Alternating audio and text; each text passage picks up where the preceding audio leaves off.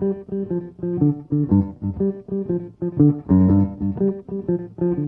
right. Welcome, everyone, to another episode of BizzTalk Africa. My name is Jason Schuster, representing BizzTalk. I'll be your host today, and I am here with Torsten Schreiber, who is here, the founder and CEO of Africa Green Tech, and as always, my wonderful co-host, Vidya Mike. Hi, Vidya. Hi. Vidya is joining us. Are you still in the U.S.? I am. All right, yeah. Videa's traveling. She's in the U.S. and we have a really cool topic today: self-determination and growth through sustainable energy. And even though this is we're going to be talking about sustainability and sustainable energy, this is still part of our BizzTalk Africa series. And yeah, we're really excited to have you here today, Torsten. Welcome. And could you take maybe 2 minutes, 3 minutes to tell everyone about yourself and maybe a little bit about your organization, and then we'll kind of dive into the topic at hand. Yeah, for sure. Thank you for having me here.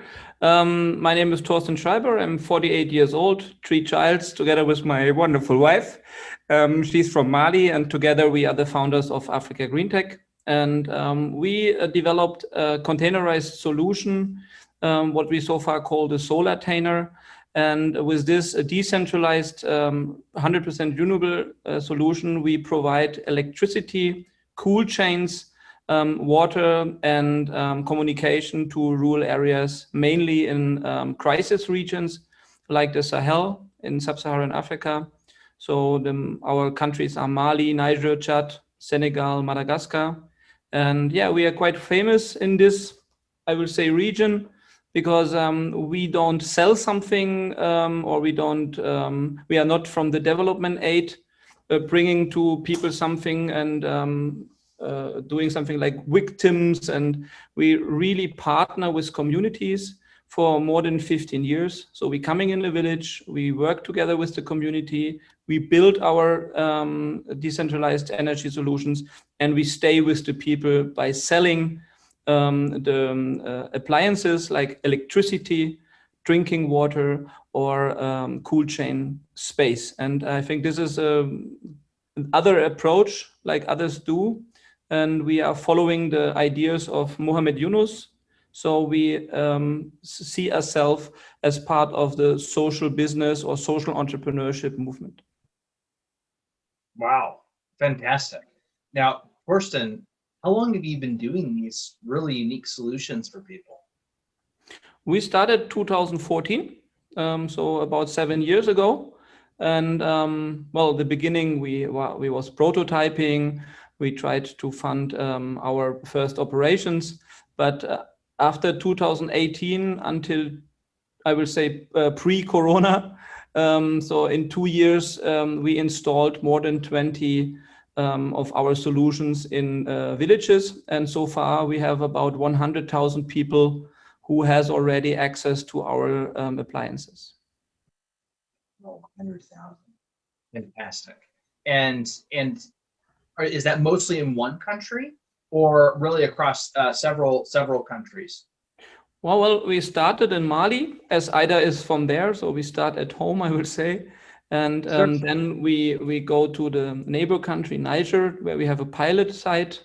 And this year we started operations in 3 other countries. So we are growing very fast because our solution is very scalable. So once we have a village and a financial situation, then we can really act very fast. Between the selection of a village and our, I will say, light on, we only need 4 to 6 months. So we are much faster than everything what is on the market. Where do your products come from? Well, in the moment, we are still working with German components. That has to do that in Africa, we have also a trust problem in solar energy. There are other, I will say, countries who are providing solutions where are not very functionable. So people has a bad experience with solar in some areas. And that's the reason why we really work with German technology as this is really made in Germany, this gives a trust to the people. And the assembling we do so far in Turkey. And but in the moment, we just started to move our production and our development place to Dakar in Senegal, because we decided to now start really the transformation that we build our containers in Africa for Africa, because Nice. we learned a lot that it's better to also train the people locally. Mhm, mhm. Really, that's very, very empowering.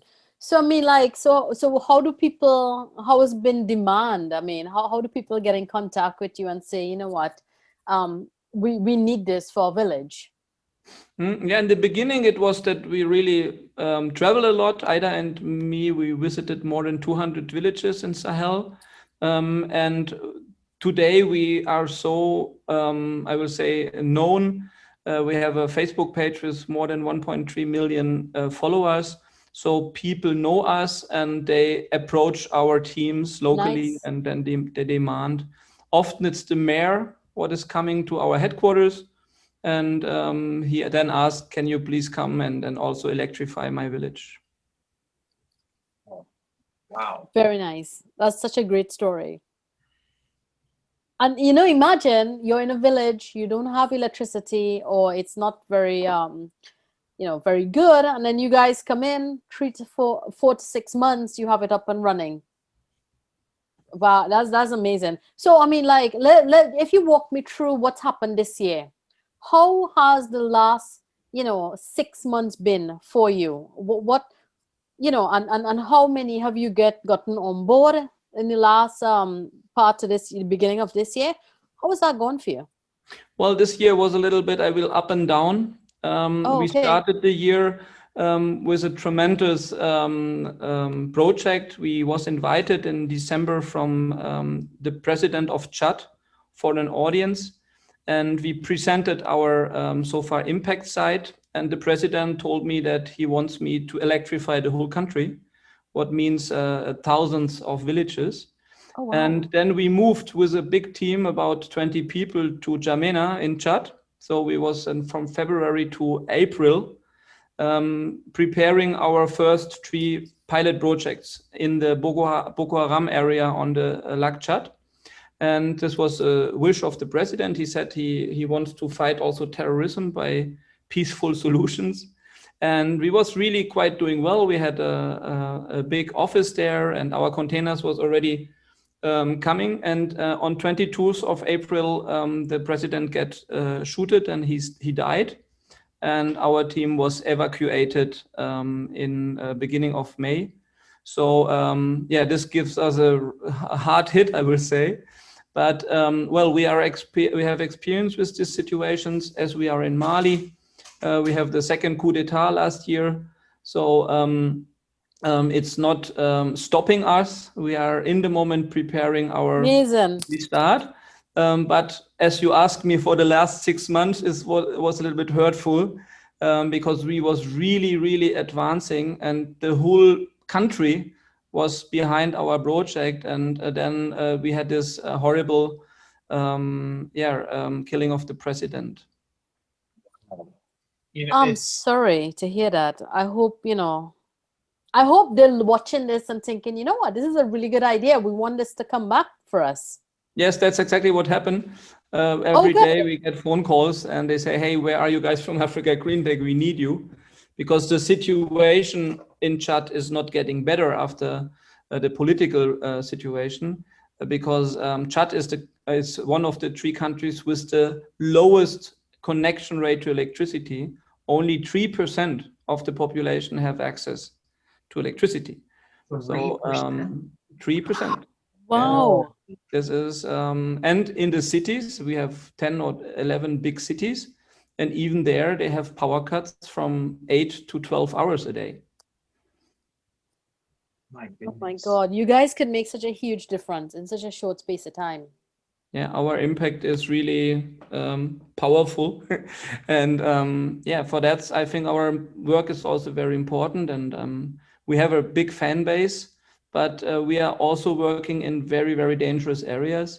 as I said, our pilot project is planned at Bagasola. That's I will say an operational region of Boko Haram, and there are more than 250,000 people in IDPs. So they flew from the neighbor country Niger, and this is horrible over there. And electricity makes such a big difference because you can cool your fish or your vegetables or your fruits. You have security by light in the night. Even in the refugee camps, every night hundreds of girls get raped because the Boko Haram fighters going into the UN refugee camps and rape the girls because there's no light there. So that's really horrible if you see that. And this is also a big motivation for me to do this work and to find solutions for these situations. Perhaps I show you some pictures. Please, yes. It's better to explain a little bit what we're doing, because here you see our solar container, what is our main solution. It's a 40 feet shipping container, what we built ourselves, and we can provide a 50 kilowatt peak solar energy, and the solution has also lithium batteries. So even in the evening, we can provide electricity. And as you see here, we see also Africa not only as a bad continent with problems, we see also the huge potential what we have. And many people don't know the situation. We have more than 600 million people who have no access. I don't talk from a percentage. I mean, really no access, darkness, every night, darkness. And also many people don't have access to clean drinking water. And this is these are also the main drivers for migration and for refugees on the sub-Saharan continent. And here you see a little bit a picture from Ida and me, from my co-founder. And here you see the villages where we are already. And these countries are the countries where we are entering with our solution at the moment. Wow. Fantastic.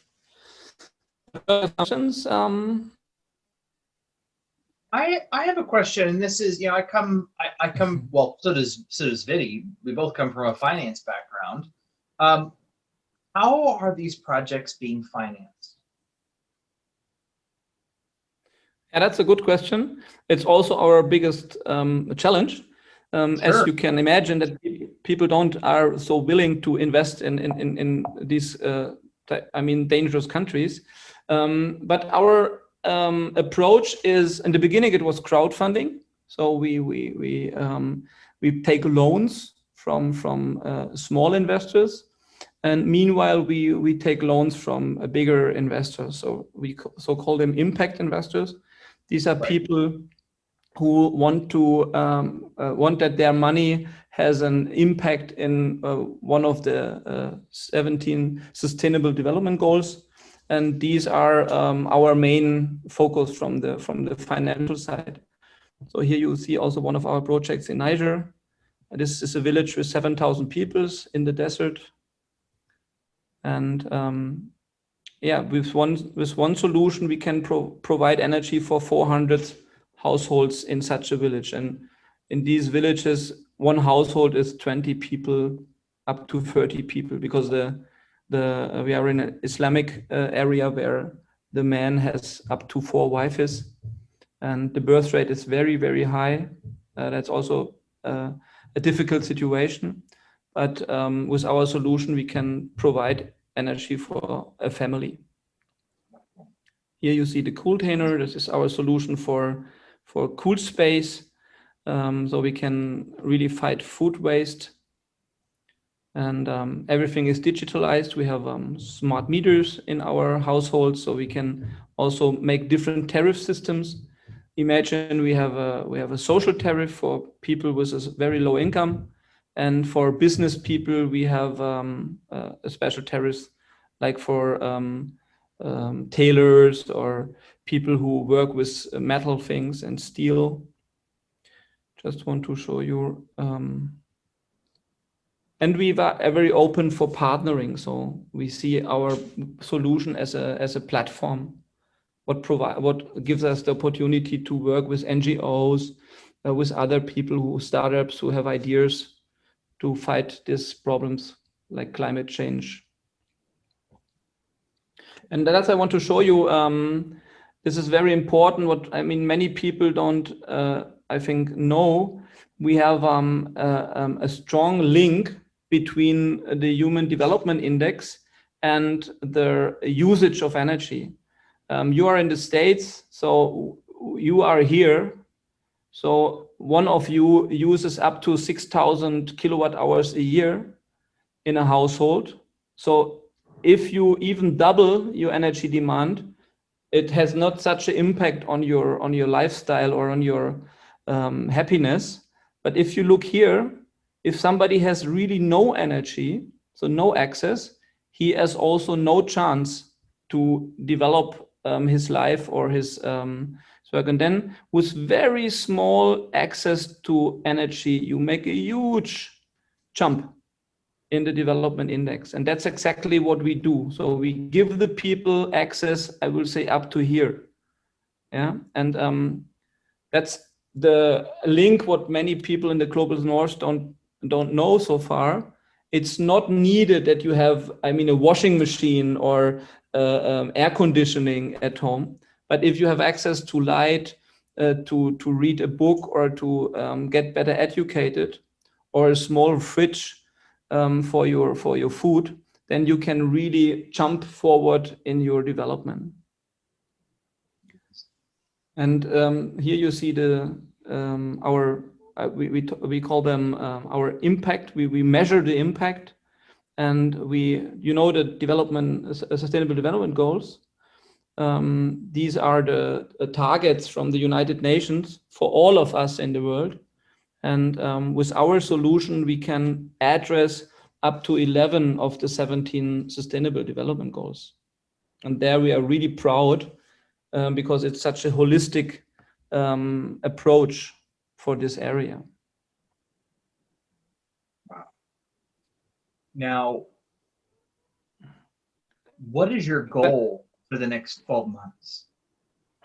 For the next 4 months? Next 12. Let's say the next 12, 1 year. It's my long-term vision is that we provide electricity for 3 million people up to 2030. And okay. The target for this year is that we install another 3 to 5 of our villages. As we have this pandemic situation, it was really difficult to travel. And also international logistics, it's difficult because in the moment, prices for transporting containers are exploding, and also for steel. So we really have to look that we stabilize our operations in the countries we are already. And here a very nice picture from the decision maker in my clients. So this guy, 90% of the people of our clients are analphabets, so they can't read and write. And so we developed comics to explain them our business model. And on the end, in the village, in rural areas, you have the chief of the village. And these are guys like him, 80, 90, up to 100 years old. And they decide if you're allowed even to do something in the village. So these guys you have to win, to get into the boat. And here you see a really interesting picture, because you see this old man who decide for this young people. And it's really hard work, I can tell you, to get these people committed to the project. Yeah, it's one of the most beautiful pictures I think I've ever seen at the same time, right? Because using infographic, you're able to communicate with them. He's engaged. Everybody's waiting for, to see where he's going to get to. The young guys at the back are thinking, cool, we'll be able to play Destiny soon. And, it's so fascinating to see how you're bringing it to people in a real way, because we've had a couple of months on this series, and I've not seen a picture like this yet. Thank you, Torsten, for sharing this. And I think, like, you know, I love the way that you're sort of fighting and trying to empower these people with the information they need to make decisions, but you know, you respect the culture. Yes, exactly. That's the big difference between all the others and us. We are with the people, and we have a bottom-up approach. So we take time. I have beautiful pictures I can show you. Meanwhile, we you'll have make me cry. Stop that. yeah, that's a good sign. And what is also strong on these people, like you said, you see these people here in the background who are these young guys here. These are the potential terrorists. So terrorist organizations addressing these people because they don't have hope. Yes. And why they don't have hope? Because there's no perspective for them in the village. And this is the big problem in Sahel in the moment, that we have no offer to these young people. Wow. Would you say, obviously you said that financing is probably your biggest challenge, makes sense. Would you say that this is your next biggest challenge, is just trying to get the decision maker on board, or are there some other challenges that your organization is facing that's, you know? No, I think Talk about that a little bit. That we really can manage after this years of experience with these nice people. We know what is the demand, what they want. They are mostly afraid of change, the older generation, but meanwhile, even the elders know that electricity is the only hope for the next generation, because if all the young people leave the village to the next bigger cities, they are lonely. And even if you are old, your wish is that the young people stay with you to take care about you. So they know that electricity and communication and access to drinking water, things like that, and to health system and education is the only key to that people stay. And this is an offer what we do. So we tell them and we invite them to villages where we was already electrifying and say, look to your neighbor villages and look what happened there. And, you know, in Africa, you have this create mouth to mouth thing. So people have I don't know if you know the Creole culture. It's a culture of a singing people, because in these analphabet areas, you don't read books or newspapers. So people coming from village to village by singing stories. And I know all these famous creoles in these countries because they often sing about Ida and me. And so there is a spreaded message that there is a German Malian couple who comes to the village with a big container. And for the children, it's always a present, because you know why my beard is so long? It's not because I'm a Viking. It's because as my first project, children was saying the Santa Claus was coming with a big present. And this was making me crying. And since this time, I didn't cut my beard, because children in our villages always thinking I'm Santa Claus, bringing electricity as a present. And this is the one of the little stories I can also tell you. I love it. What a great story. Speechless, Jason. First time. You speechless. Yeah. Possible. Not possible. Give it a few seconds. Torsten, this is fantastic. This is huge impact work that you do, and it's I love what we do. I love our guests. We always get a chance to meet people like you, Torsten, that are just making massive difference in Yeah. Africa. Let us look to another point of because I'm happy that I can touch you a little bit. Through our work, we really get famous in these countries. Yeah, and meanwhile, Ida and me, we get invited by the governments and the presidents. And I will just share some pictures with you. These are presidents of African countries, so Mali, Niger, Togo, and Kenneth Kaunda, he just died 2 weeks ago with 92. He was the first president who declared independence in Africa. And you see this white tissue here. Yes. He blessed me. And I was on an inauguration of the King of the Bemba. You see this guy with the gold thing here. And this was the same day. And it was the inauguration of the King of the Bemba. You must know that they are in Africa still ethnic kings.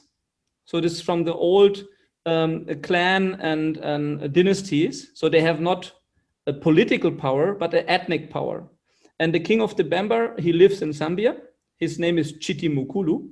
And Chiti Mukulu is a king for more than 15 million people who are part of this ethnic. And on the day of his inauguration, it was 2017, he invited me to his inauguration. I was the only white guy under 300,000 Zambian people. And here you see all the ministers, and Kenneth was also there. It's in the middle of the bush, huh? It's not in a city. It's really, you have to go to the jungle to get to this place.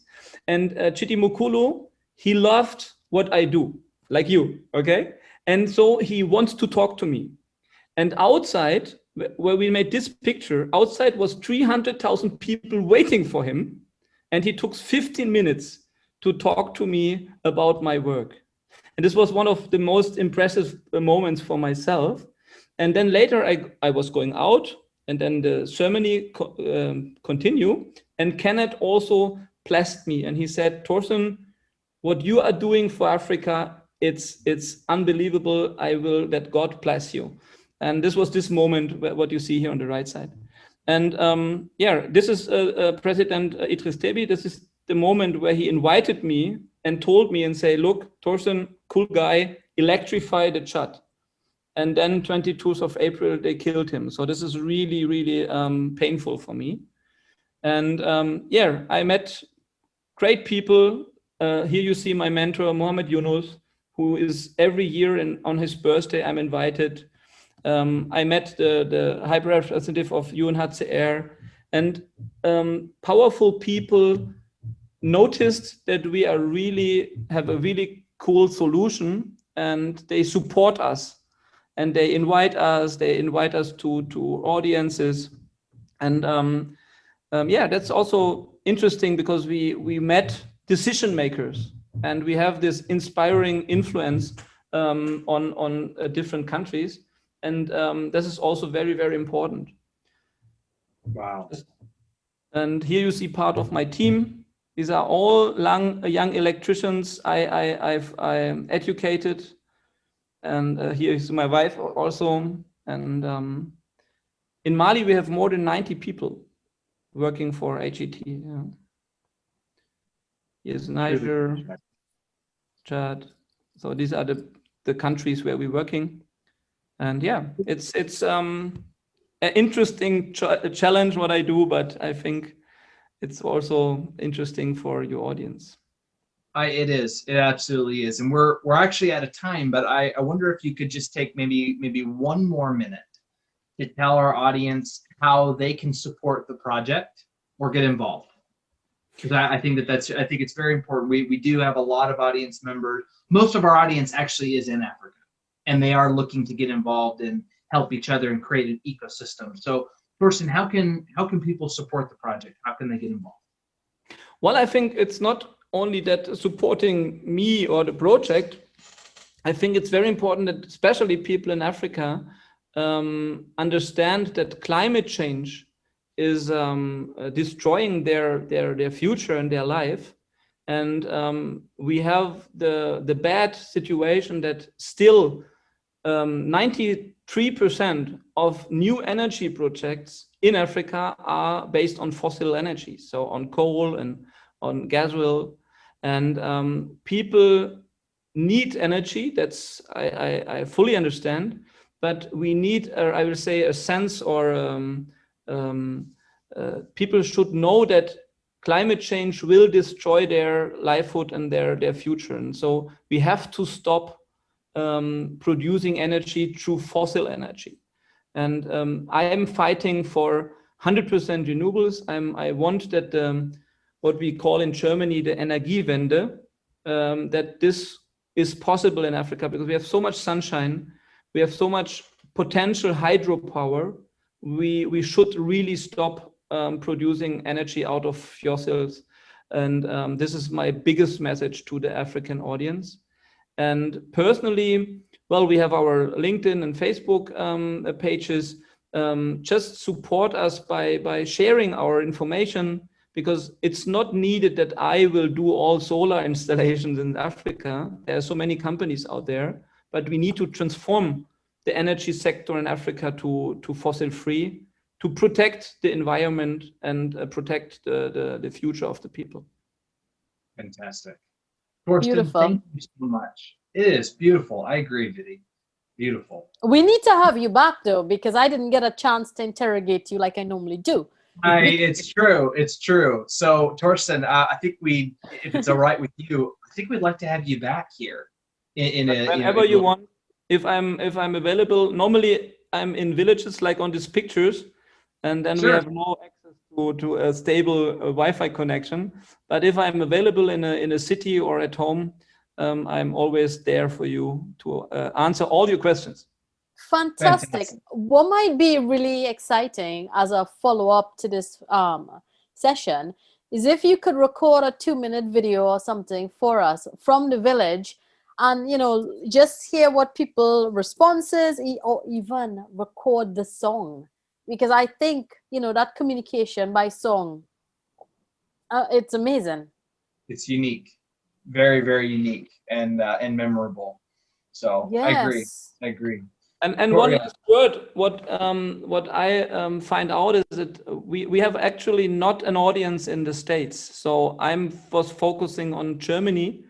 And if we get more attention in the United States, perhaps we can also find interested investors, impact investors, because I think the US is much more open to support development through investments than we do here in our conservative country in Germany. It's a rising movement here in the US. So, and we do have US viewers, and yeah, I think I think we can help make that happen. So let's do this again. And we will spread the word as well. They can contact me and being a shareholder. I'm open for that. Perfect. Okay, Torsten. Thank you. Thank you so much for being here, for taking your time and educating us. And thank you for everything that you do. It's really wonderful. Absolutely. All right, until next time. Thank you, everyone. Have a wonderful day with a wonderful weekend. Bye. Bye. Next time on BizzTalk. Bye.